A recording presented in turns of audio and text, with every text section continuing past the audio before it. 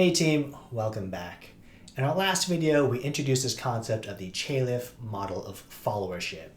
And today I want to dig into some practical applications for this model. So the first practical application that comes to my mind is assessing the team that I'm managing, right? How do the team members fall into these different styles of followership? Now, I'm in the software engineering world, so I think about my software engineer 1 and my software engineer 2, these sort of entry-level roles, as being very much in this low challenge zone, right? Oftentimes, my software engineer 1s are recent college grads, career changers, and they fall into this resource category, not because they lack enthusiasm, but A, they're a little bit short on skill level, but B, most importantly, they're adapting to a lot of life change, right? Going from being a student to a full-time employee for the first time, working in a large organization for the first time, coming into a team setting, for the first time.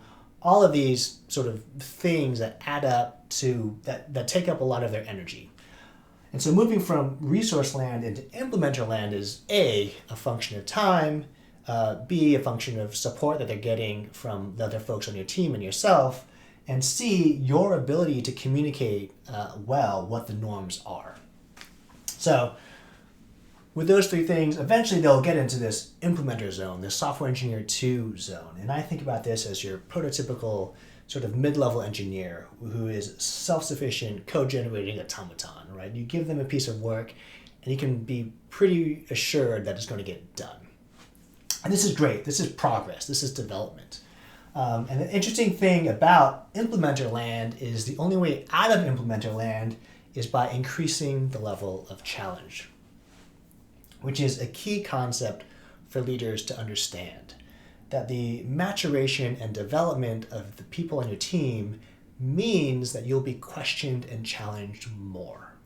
And so many times in my career, I've seen leaders meet challenge with as if it's an allergic reaction, right? They marginalize people who challenge them, they label them as troublemakers, they push them out of the organization. And what happens is eventually all you're left with are implementers in your team or your organization. And that's a problem, right? I mean, let's think about this long term. If all you have are implementers, then you as the leader are the only one who can make decisions. And that has all sorts of consequences, just in terms of A, your personal health. I mean, good luck taking a vacation. But B, your development of the other people in your team, right? If you're basically cutting short the amount of return on your investment in development of your team, which makes things like succession planning difficult, developing the next generation of leaders at your company difficult, and all of those things. So I think what's interesting here is it's not that you want to avoid challenge. It's a question of how do you direct challenge positively, right? How do you move folks into partnership land rather than individualist land? And we have a few levers available to us. The first is understanding if we have any individualists on our team right now. And if we do, opening up a conversation, right? Introduce them to this model. Say, hey, I feel like you're over here in this individualist land. I need you to be over here in this partnership land. How can we work together to make that happen? Number one. Number two is do not reward your individualists with leadership roles, right?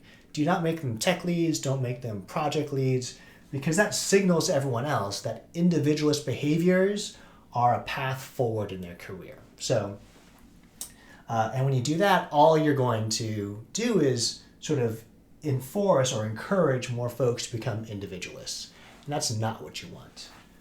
What you should do instead is put your partners into leadership roles, whether that's a tech lead or a project lead, because that signals to your junior and mid-level folks of what mature challenge looks like, right? Voicing dissent, and whether the decision goes your way or not, being able to find a way to commit. So that's a quick rundown on how to use the Chalif model to assess your team.